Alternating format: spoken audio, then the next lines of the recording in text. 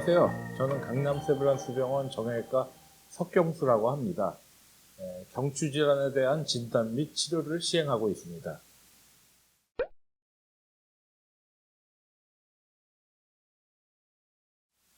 먼저 척추외과 학회 공식 유튜브 명의편에 출연하게 되어 무엇보다 영광으로 생각합니다. 저보다 훌륭한 선배님, 동료분들, 후배님들이 계시지만 아마도 비주얼을 보고 제가 출연하게 된 게 아닌가 생각합니다.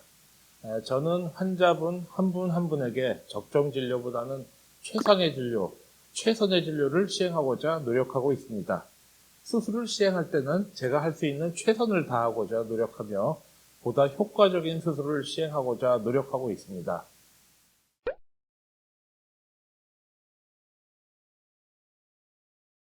제가 척추외과 의사로 일한 지 한 22년 정도 된 것 같습니다. 세어보진 않았지만 현재까지 약 5,000 케이스 이상은 한 것 같습니다.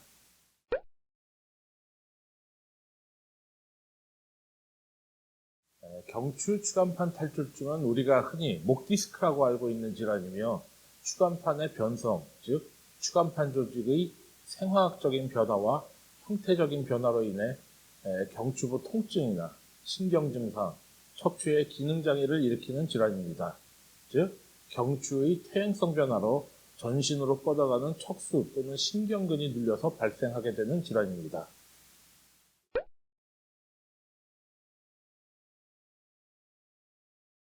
경추 추간판 변성이 나타나는 이유는 여러 가지가 있습니다. 나이가 들면서 나타나는 퇴행성 변화들로 인해 추간판의 변성이 생길 수 있으며 그 외 목에 힘이 가해지는 잘못된 자세들이 습관화될 때 수상으로 인하여 직접적으로 손상이 가해지는 경우 등의 추간판의 변성이 나타나게 됩니다. 이로 인하여 추간판 변성이 일어나면 추간판에 탈출이 발생하고 신경을 누르게 되면 증상이 나타나게 됩니다.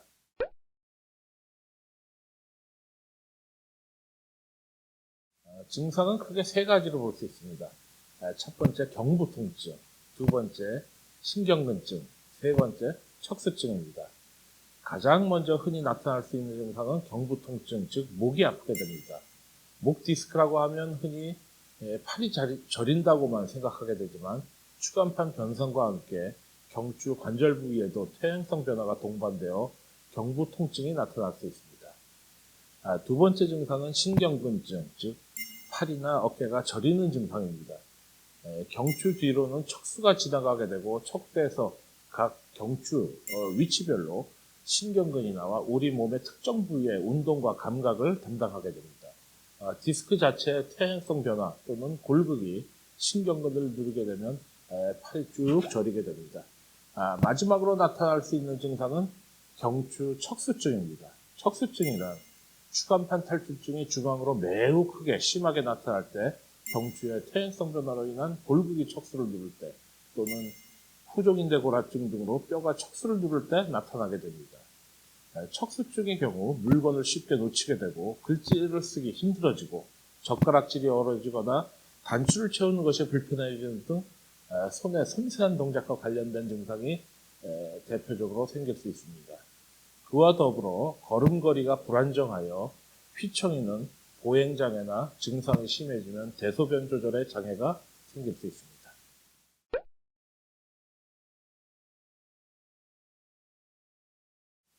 네, 물론 있습니다. 다음과 같은 자가 진단을 통해 조금 더 경추 추간판 탈출증이 아닌가 생각해 볼 수 있겠습니다. 첫 번째로 손을 머리 위로 올리는 자세를 취하면 증상이 줄어든다면 이는 신경근증을 의심해 볼 수 있습니다. 이와 같은 자세를 할 경우에 신경근에 가해지는 장력이 줄어들기 때문입니다.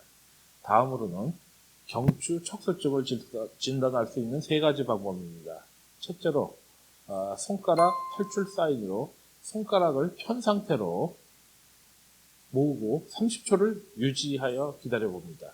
이때 네 번째, 다섯 번째 손가락이 벌어지거나 구부러지는 양성으로 볼 수 있습니다. 두 번째는 최대한 빠른 속도로 주먹을 쥐었다 폈다 20번 이상 할 수 없다면 이는 척수증을 의심할 수 있는 소견이 되겠습니다. 마지막으로 다리 및 하체의 기능을 진단하기 위하여 일자로 보행하는 것인데 이때 발의 앞꿈치와 뒤꿈치가 일직선으로 걸어서 10걸음 이상 걷기 힘들다면 경추 척수증으로 인한 보행장애가 있을 가능성이 높습니다. 위와 같은 증상들이 나타날 때는 정형외과에서 신체 검진 및 영상 검사를 받는 것이 정확하게 진단할 수 있는 방법입니다.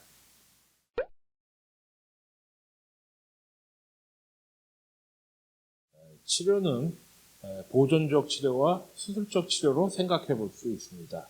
급성으로 발생한 연성 추간판 탈출증에 의한 신경근증, 즉 말랑말랑한 디스크가 튀어나와서 신경근을 누르는 경우는 첫 2, 3주간 심한 통증이 있으나 그 이후에는 통증이 감소하는 경우가 많습니다.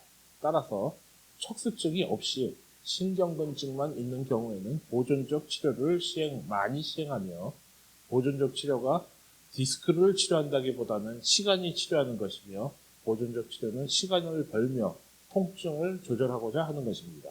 즉, 안정을 취하며 냉온찜질, 물리치료, 비스테로이드성 진통제 사용만으로 탈출된 디스크가 자연스럽게 흡수되어 증상이 좋아지는 경우가 많이 있습니다.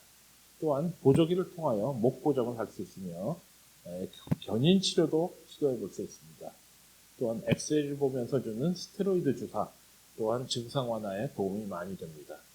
하지만 척수증이 있거나 보존적 치료에도 불구하고 증상이 악화되는 경우, 신경학적 증상이 점점 심해지는 경우, 마비 증상이 있는 경우에는 수술적 치료를 하게 됩니다.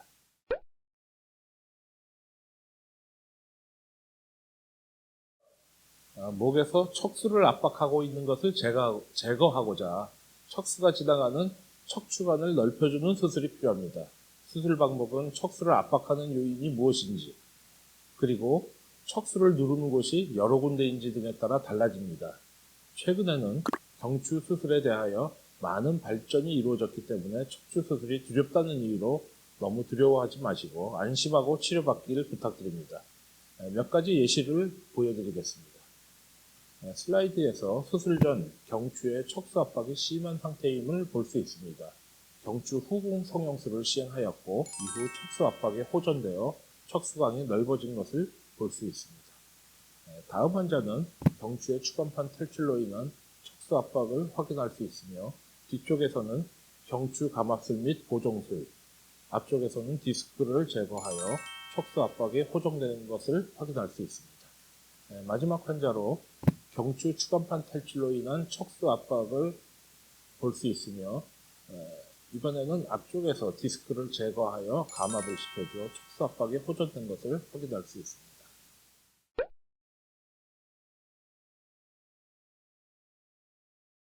저는 정형외과 의사입니다. 따라서 척추 질환 이외에도 기본적인 정형외과 질환에 대하여 잘 알고 있습니다. 팔이 저리거나 어깨 쪽지가 아픈 것이 모두 목 때문에 오는 것은 아닙니다. 어깨 관절에 회전근개 파열, 오십견, 수근관 증후군 등 목 디스크와 감별해야 될 질환이 많으며, 이를 잘 구별하여 적절한 치료를 하여야 합니다. 따라서 척추와 사지를 관장하는 정형외과 의사로서 환자분들이 도대체 왜 아픈 건지, 아프면 어떻게 해줘야 할지 매일매일 고민하면서 전쟁같이 살고 있습니다. 수술을 하는 것이 정신적, 육체적으로 많이 힘들고 많은 집중을 요하는 일이지만, 고통받는 환자들을 생각하면 힘들어도 최선을 다하여 치료하고자 합니다. 수술 전 수술복으로 환복하고 수술모와 마스크를 거울 앞에서 착용할 때 마치 전장에 나가는 장수가 갑옷을 입듯이 비장한 각오로 기도하며 임하게 됩니다.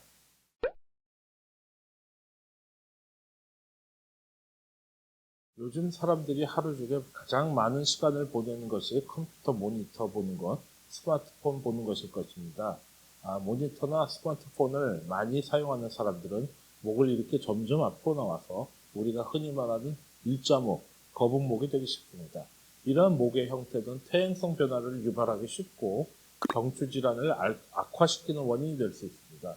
따라서 좋은 자세를 유지하는 것이 중요하고, 주기적으로 스트레칭이나 목 운동을 통하여 경추 주변 근육을 안정화시키고 주변 조직의 손상을 예방하는 것이 도움이 될 수 있겠습니다. 그러나 과도한 목 운동, 목에서 뚝뚝 소리가 날 정도의 과도한 목 운동은 오히려 목의 퇴행성 변화를 촉진시킬 수 있습니다.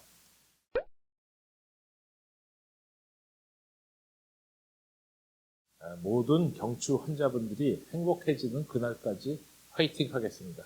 감사합니다.